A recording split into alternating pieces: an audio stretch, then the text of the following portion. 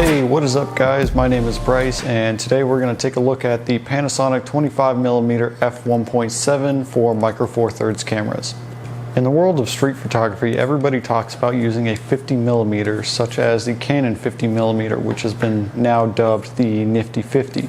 It's supposed to be a good focal length, it's not too zoomed in and it's not too wide angle, and it's pretty similar to what humans see. Now, most camera manufacturers offer a Nifty 50 of sorts, and for the micro four thirds system, it is the Panasonic 25mm. Now, one of the really cool things about micro four thirds lenses is how small they are. This 25mm f1.7 is tiny. I mean, it fits in the palm of my hand, no problem. Of course, like any modern lens, it has focus by wire and electronic aperture. Like any other lens out there, it comes with a lens hood which just pops off.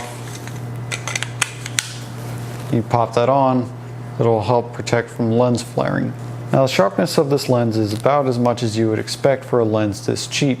In the center, it's great, it's very sharp, it's very nice looking. Towards the edges, it is a little bit soft, but unless you're really pixel peeping, it's not something you're gonna notice in your average photos. A lot of lenses need to be stopped down a little bit to get optimal sharpness, whereas this lens is pretty sharp, wide open, which is how I use it almost all the time. Now, that f1.7 aperture is great for low light, although micro four thirds cameras are not that good at low light in the first place. Having a 1.7 aperture is really nice, and it also gives you a very nice depth of field. There's one very big and very annoying problem with this lens in my opinion, and that is the focus ring. It is very smooth. In fact, it's much smoother than I had expected it to be, especially for such a cheap camera, but it is really, really loose. You can easily rotate this at insane speeds. There's like no resistance. I mean, look at this.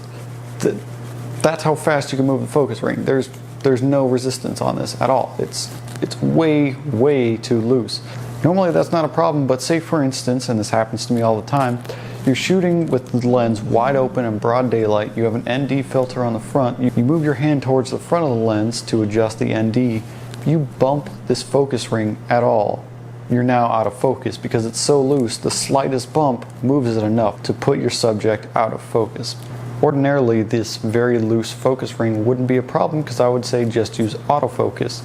But in the case of micro four third cameras, specifically this Panasonic G7, autofocus is garbage. It's fine when you're initially setting focus and then hitting the record button, but if you need to change focus while you're recording, you need to use manual focus. The autofocus is just not going to cut it. It's going to hunt around. It's going to be very slow. There's no guarantee it's even going to focus properly.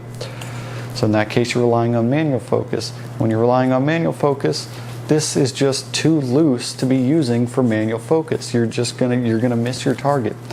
Now, the issues with the focusing aside, you have to understand this is a $150 lens, and the images are very sharp and have very nice depth of field. So for $150, I think it's an excellent lens, especially if you're just starting out like I was about a couple months ago with a Panasonic G7. This is a great addition, much better than the kit lens that you're going to be dealing with on most micro four thirds cameras. And if you just want a good Nifty 50, I think this is a great option and a great way to go. So there you guys have it. That's my review of the Panasonic 25mm f1.7. I think it's a great lens, especially if you're starting out on micro four thirds and you want a good Nifty 50. Be sure to hit that thumbs up button if you like this video, and I will see you guys in the next one.